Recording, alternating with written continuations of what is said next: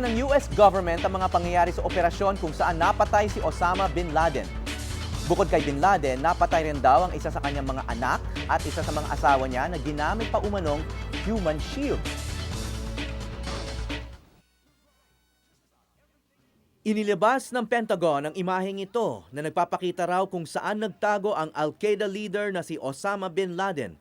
Dito natunton si Bin Laden sa isang gusaling may 3 palapag sa Abbottabad, isang sikat na summer resort city di kalayuan sa kabisera ng Pakistan na Islamabad.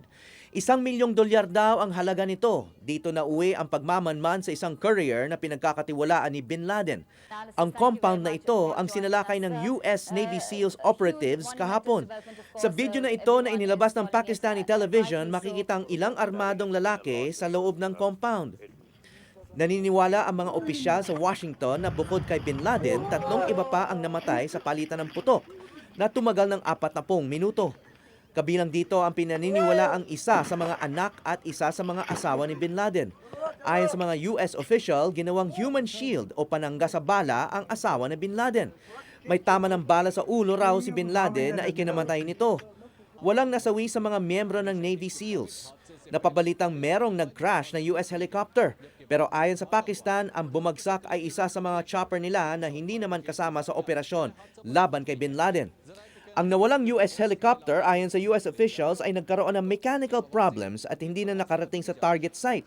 Ligtas daw ang crew nito.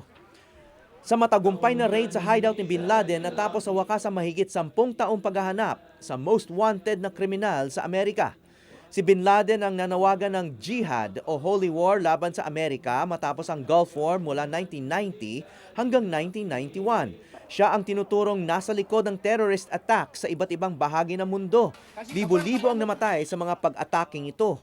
Ang pinakamabagsik sa mga ito ay ang September 11 airliner attack sa World Trade Center at Pentagon sa Amerika noong 2001.